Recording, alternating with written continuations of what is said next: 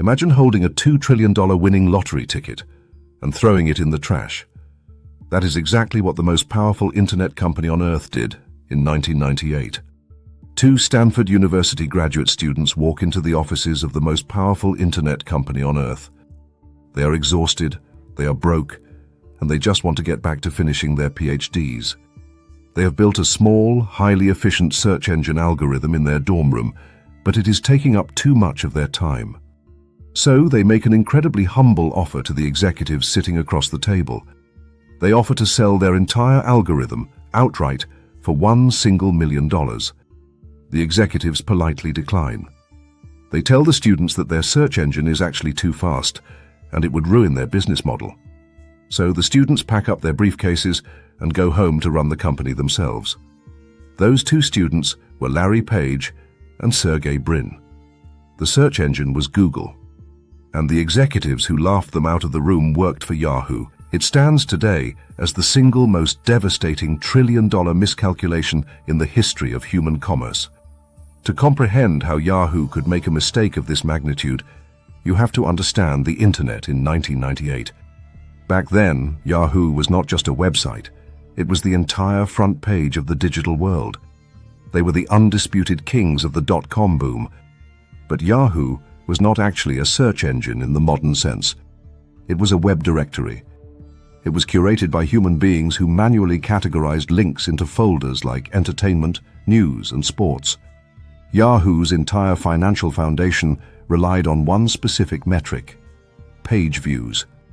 Their goal was to keep users trapped inside the Yahoo ecosystem for as long as humanly possible, bouncing from one Yahoo page to another so they could serve them massive, clunky banner ads at every single click. When Larry Page and Sergey Brin pitched their new algorithm, which they called PageRank, it did the exact opposite of what Yahoo wanted. Google's design was purely utilitarian. The goal was to take a user's query, find the absolute best result on the entire internet, and send the user away from Google to that destination in a fraction of a second. To the executives at Yahoo, this was corporate suicide. Why would you pay $1 million for a piece of software whose primary function is to kick your own customers off your website as fast as possible? They fundamentally misunderstood the future of the internet. They believed the money was in trapping the user. Google realized the money was in becoming the toll booth to the rest of the world. So, Yahoo passed on the $1 million price tag. Page and Brin were forced to drop out of Stanford and build Google themselves. And within 4 years, the landscape of the internet completely flipped. By 2002, the dot-com bubble had burst. Human-curated directories were utterly useless for navigating the exponentially exploding size of the web. Users wanted algorithmic search, and Google had become an absolute juggernaut.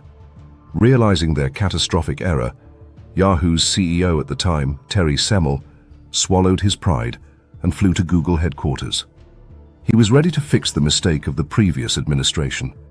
He sat down with Page and Brin and offered to buy Google for $3 billion.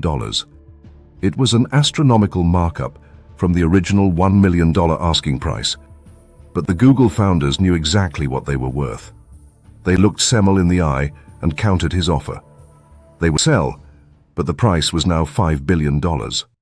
Semel balked. He thought $5 billion was completely absurd for a company that was barely profitable. He refused to pay the premium, folded his hand, and walked away from Google for the second time. That second rejection sealed Yahoo's fate. Google went public, launched AdWords, and effectively monopolized the monetization of human curiosity. But incredibly, the story of Yahoo's boardroom hubris still was not over. In 2008, as Yahoo was rapidly bleeding market share and desperately trying to stay relevant, Microsoft threw them a massive golden lifeline. Steve Ballmer, the CEO of Microsoft, offered to buy Yahoo in its entirety for $44.6 billion in cold, hard cash. It was an incredibly generous bailout. But Yahoo's co-founder, Jerry Yang, let his ego override his balance sheet. He rejected Microsoft's offer, claiming it severely undervalued the company.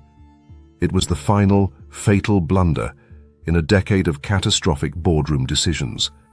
Yahoo's stock immediately collapsed and never recovered.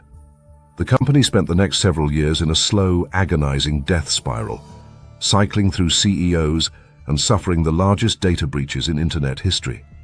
Finally, in 2017, the core internet business of Yahoo, the former king of the digital world, was sold off for parts to Verizon for a miserable $4.8 billion, a fraction of what Microsoft offered and a rounding error compared to the empire they could have owned. Today, Alphabet, the parent company of Google, is worth over $2 trillion. Yahoo is a cautionary tale taught in business schools. It is the ultimate proof that in the technology sector, the most expensive thing a company can possibly do is try to protect a legacy business model from the future. What company today is making the exact same mistake, clinging to the past while a competitor builds the future?